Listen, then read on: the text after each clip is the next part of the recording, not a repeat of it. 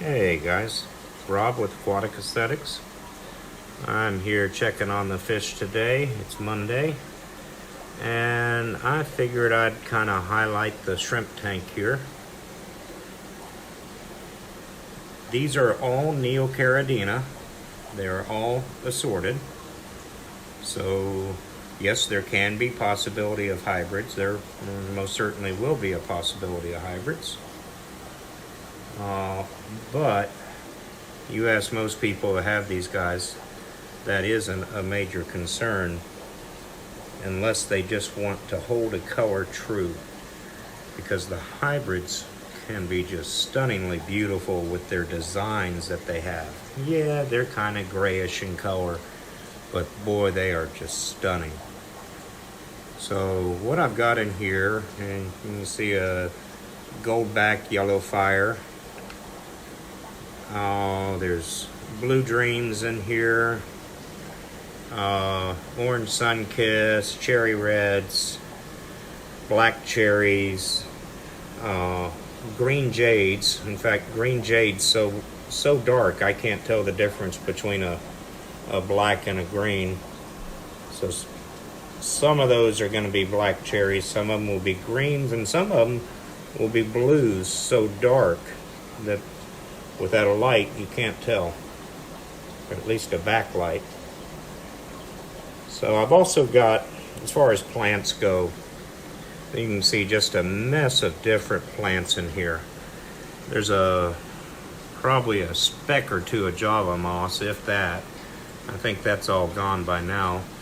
A ton of guppy grass, a giant Java fern, and looking at it, it looks like it's a Java fern trident.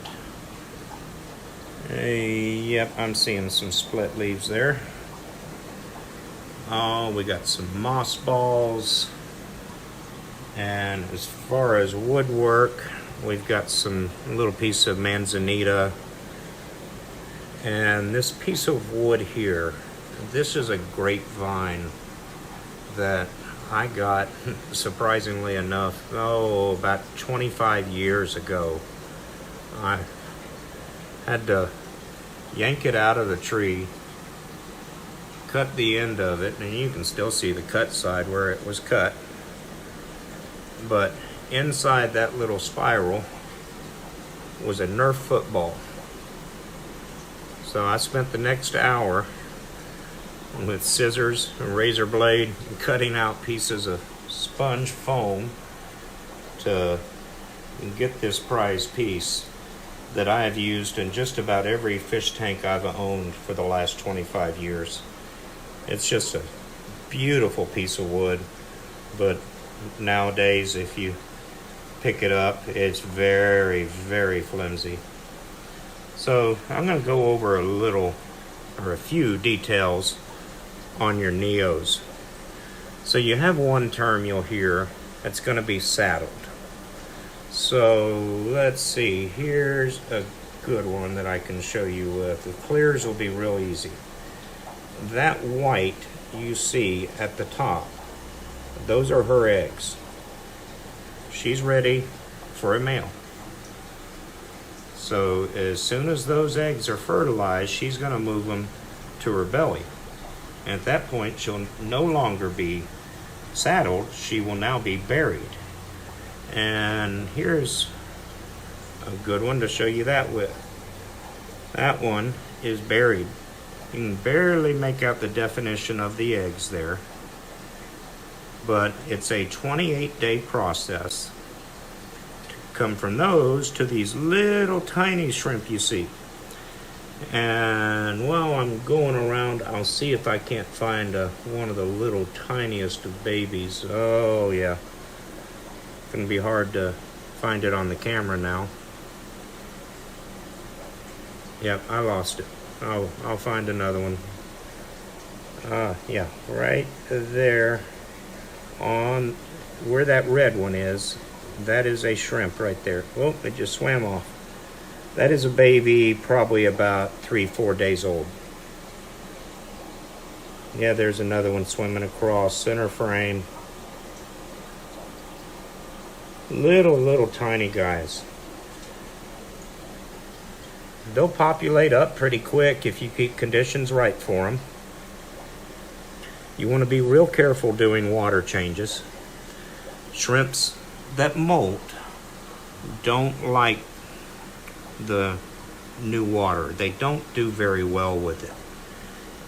If they've molted within the last 24 hours, they stand a good chance of dying. And let's see, got me another one buried here. Yeah, there you go. So you can see those eggs.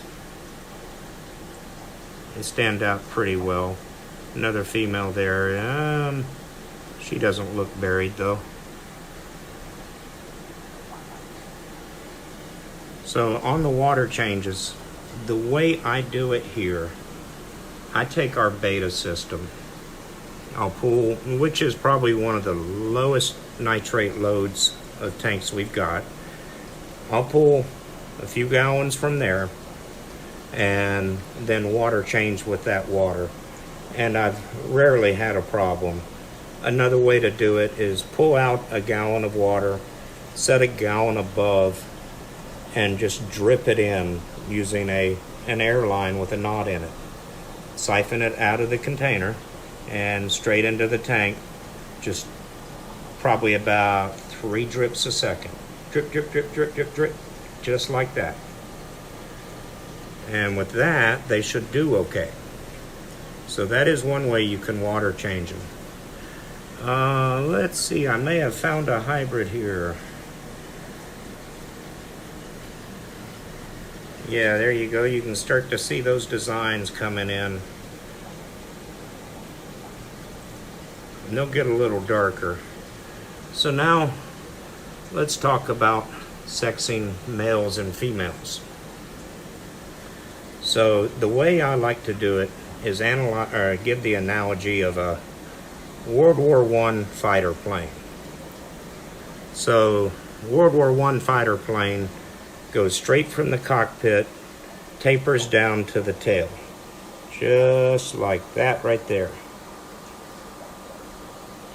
Whereas the one behind it, kind of like the cargo plane, and he's not turned sideways anymore. I'll have to find another one. We can get one down here.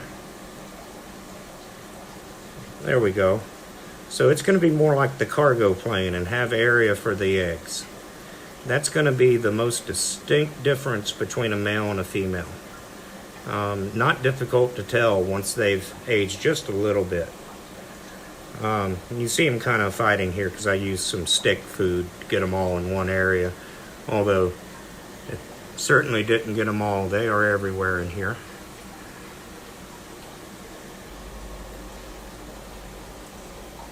Alright guys, well, that's the shrimp tank. I appreciate you spending time with us and especially putting up with this barrage of videos I'm doing, but February will end soon. Oh, please, because I'm running out of ideas. Alright guys, until then, see you at the store.